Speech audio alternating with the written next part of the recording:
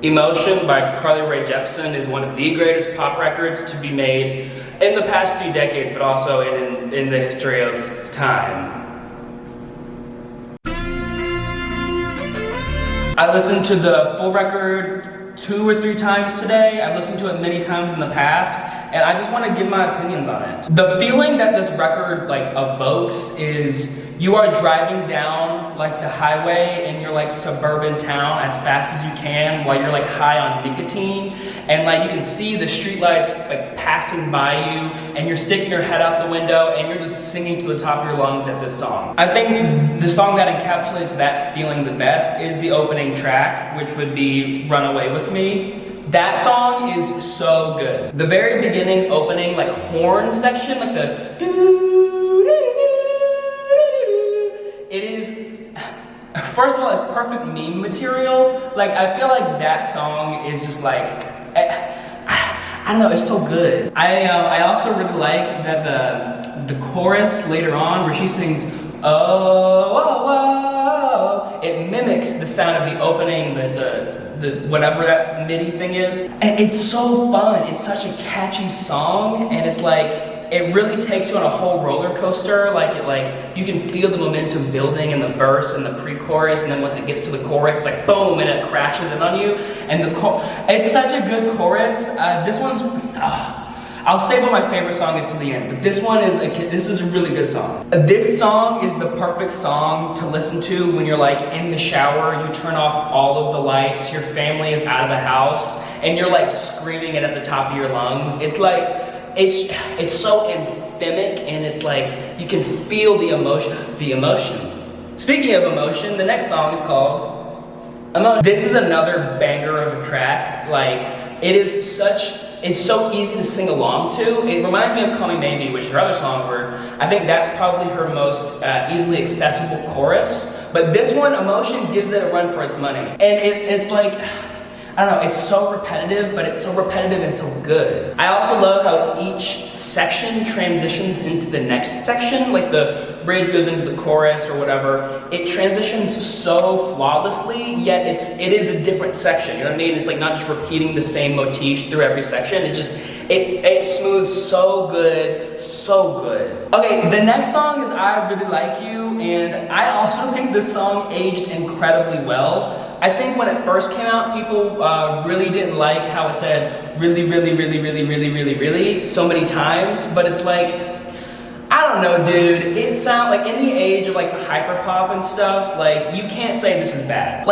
While she's saying really, really, really over and over and over, it doesn't feel forced, you know? It seems the repetition of whatever feeling she's embodying in the song is gonna say really, really, really, really over and over, because she's sort of at a loss for words for how to describe her feeling toward this person. It's just so much love, it's so much, just really, really, really, really, really. I also like where everything towards the end strips back, and it's just her singing a little bit for half a second, and then it crashes back in for the final chorus. She does that throughout the album multiple times, and I think it works so good every time. The next track is Gimme Love. This one really gets me grooving, you know what I mean? It's a little slower, but it has enough pep to it that you're really vibing with it the entire time, and it's I also think the chorus is so good. Again, I'm gonna rave and rave about all of these choruses because they're just the choruses really make this entire album. I don't know if Rae Jepsen writes her own choruses and stuff, but if she does, she kills it. But when it's give me love, give me love, give me love, give me love, give me love, give me touch, it's and then it has this call and response thing where she's and call and responses are always so good, especially in pop music, and it just it's so rad, dude. The next one is All That, and I'm gonna be honest, slower dance pop songs are not my preference. I don't outright hate them, I think sometimes they're really good, and I think this one achieves that. I think it's a good, solid song. I think the bass is so groovy, you can really feel the bass line. It's so funky, but it sounds so genuine and happy. There are some synthesizers that are used in this song that reminds me of this album called Plantasia. It's plant music, and it blew up on TikTok a little bit ago. But it's has these fun little kooky synthesizers that do go around your head, and it sounds so fun. And then in the chorus, it has this descending synth thing that goes and it sounds really cool. I really like it, and I also like how it ends. It sounds so vacant and hollow, which is so weird on this record. It's like the only moment on this record where it sounds like that, and I don't entirely know why it does, but I still think it sounds great. Okay. Up next we have Boy Problems, which is another banger of a song. It sounds like early 80s Madonna, but like, really? Thank you. It sounds like early 80s Madonna, but very elevated. Granted, Madonna did it first, so you have to kind of give her that credit, but still I think this song is fabulous. This song sounds like very relatable. It sounds like she's trying to be relatable, but not in a forced way. It's sort of like, she's like, everybody has more problems. It reminds me of like Lizzo. Lizzo has a lot of songs like Boys, or has songs like Tempo, which are like, you can tell she's trying to be relatable, but like, she's just not trying to be relatable. She knows she is relatable, and she's sort of expressing that to people, you know what I mean? This song, Boy Problems, comes across as very, very genuine, which this entire album does. It's kind of like the opposite of Dua Lipa, because she's not genuine and all of her music is bad. I really like the fade out here. I think this is the only song that has a fade out on this album, if I'm not mistaken. So this song, when I hear the music box in the verse in the beginning, it's like, it's okay. It's not bad, it's okay. But when when the chorus comes in, it like really hits it in, and you really vibe with the chorus. So like, it kind of causes me to enjoy the music box coming back in and enjoy the verse when it comes back in, because I'm already in such a good mood because of the chorus. I also like how the last chorus is a little bit restrained and sounds a little different. I really like that here. I think it sounds really good. The next song is Your Type, and I love it. Very good song. The intro synth sounds a lot like there's a 9 Inch Nails song called Heresy. And the intro synth just reminds me of it. I don't know why. It's a completely different aesthetic, a completely different genre. Besides that, they don't sound the same at all, but I think it sounds, I don't know, I just found that interesting. The pre-chorus, where she was like, I'm sorry, I love that, like, repetitiveness.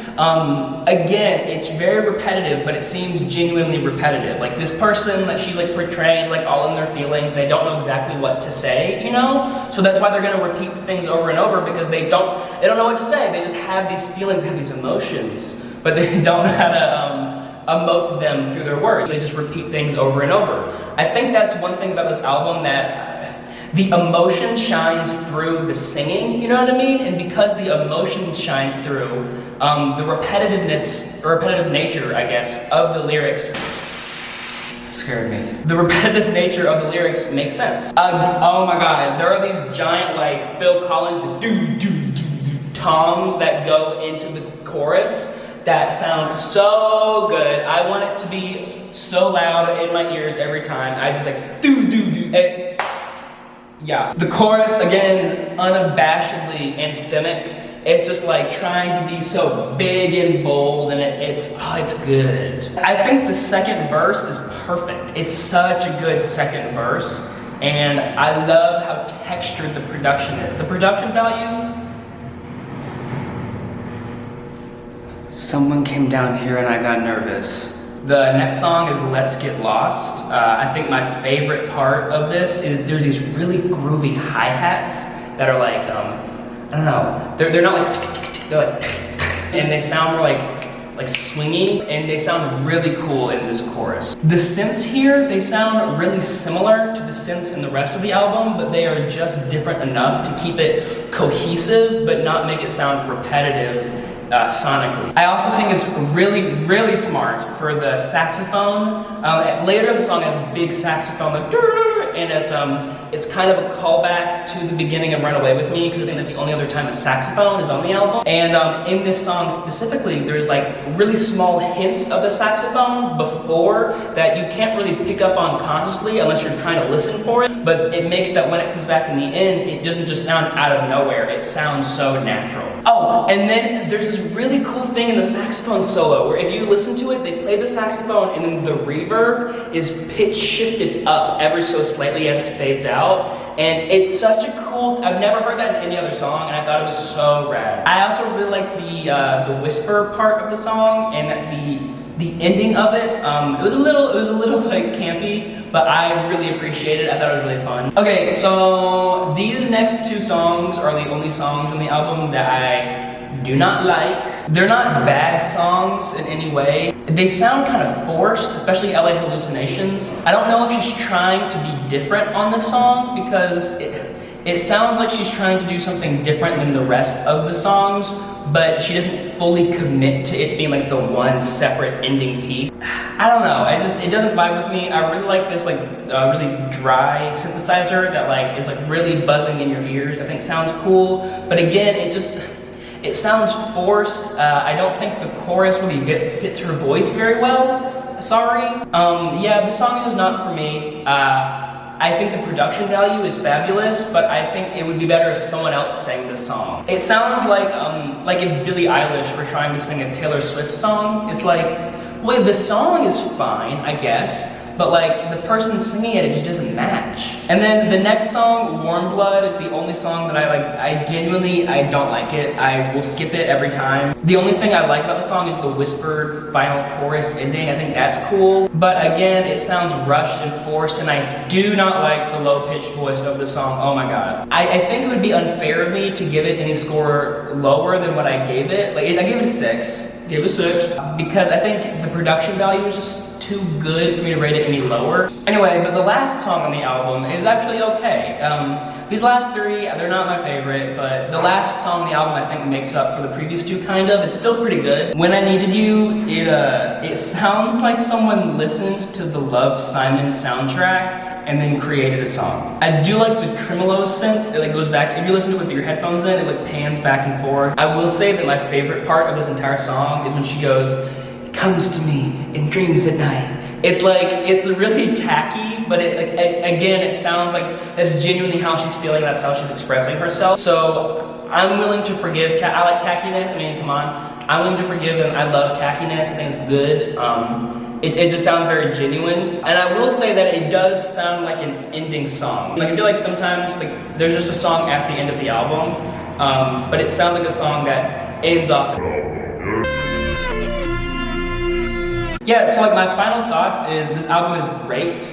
Even though I'm not the biggest fan of 2 of the songs on it, I think that me not being a fan of 2 songs still is fine because there are 4 songs on here that I think is a 10 out of 10. If I had to rank this record overall, it would be like an 8.4, 8.5 out of 10. And I think if she removed those 2 songs that I just didn't like or improved them in some way, it would be a 9 out of 10 fabulous, fabulous record. Again, the thing that makes this album so good is that it just, as plastic and artificial as it sounds, it is so genuine. Like, you can tell Carly Rae Jepsen, like, it sounds like these sounds just came out of her. It's just, I don't know. It sounds like she's not trying to fit a pop persona. It feels like that's just who she is normally, and I think that comes across fabulously in the record. One thing that makes this album just fabulous is its choruses. I don't know many records that have choruses these good and these solid, you know? It's like, I don't think there's a single song where the chorus is bad. Even the 2 songs that are not my favorite, the choruses are still good. They're good choruses, you sing along to them and you're like, they're good, they're so good. I also will say that I love the album cover. As simple as it is, I think it's so fun and so cool. It like, I don't know, it's so graphic and it's like, I don't know, she seems like the girl from New Girl, but like authentic. Like this, it gives the vibe of like a really good student teacher that you remember from like 4th grade and you're like, holy shit, she was so cool. I don't know, I think the sweater is cool. As basic as the album cover is, I think it's cool. It's a fun album cover and I give her credit for that. So yeah, that is my review of Emotions by Emotion by Carly Rae. Did I call it Emotions this entire video? I swear to God. Anyway, this is such a good record. I love it. I think it's such a good pop album. Yeah, I just wanted to make this video because I did, and it's a good record. You should listen to the record. Don't watch any of my videos. Only listen to Rae Jepsen. So, yeah. Bye.